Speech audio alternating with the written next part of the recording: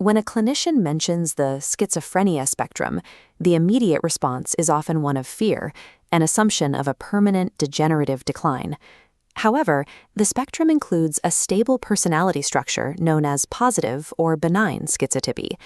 Individuals with this framework experience unusual perceptions and vivid imaginations, but remain functionally stable in their daily lives. This graph illustrates the divergence within the spectrum. While positive schizotypy shares genetic roots with schizophrenia, it branches off, lacking the debilitating negative symptoms like emotional flattening or the disorganized symptoms that lead to a break from reality.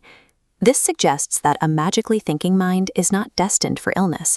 It is simply operating on a different, sensitive cognitive frequency. This sensitivity comes from reduced latent inhibition, the brain's unconscious filtering of irrelevant stimuli. In the schizotypal brain, this filter is leaky, allowing a flood of background information into awareness. The brain then finds order in this data, identifying patterns neurotypical brains automatically ignore. This architecture provides a direct cognitive advantage in divergent thinking, the ability to generate multiple, unique solutions to a problem, and often results in intense spiritual or creative insights.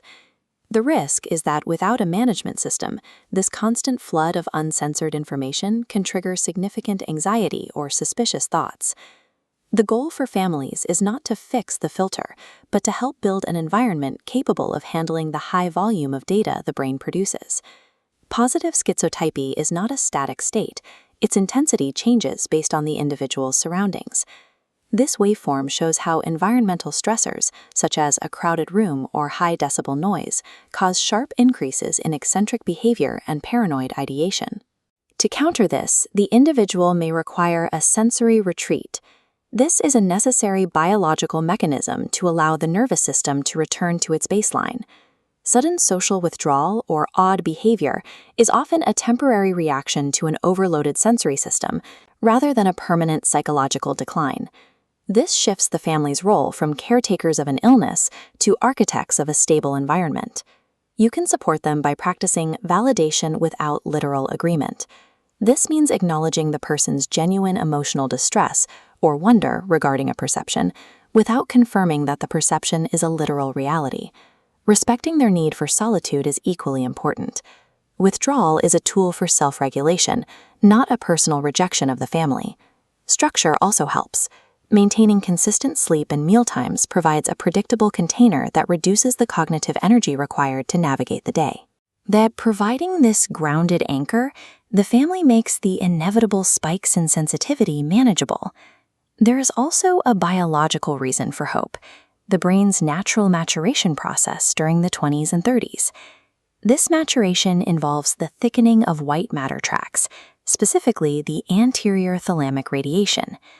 The anterior thalamic radiation is a set of fibers that connect the thalamus to the prefrontal cortex, helping to regulate emotion and sensory input. As these connections stabilize, the chaotic fluctuations of youth often smooth out, granting the individual more cognitive control over their unusual perceptions. The turbulent years of early adulthood are often part of this biological progression towards stability, not a sign of a downward spiral. This combination of a mature brain and a supportive environment allows the individual to reach elder status. A key part of this mastery is decentering. Decentering is the cytological ability to observe one's own thoughts and perceptions as mental events rather than literal truths. For the mature schizotype, the outsider-looking-in perspective ceases to be a source of distress and becomes a form of objective wisdom.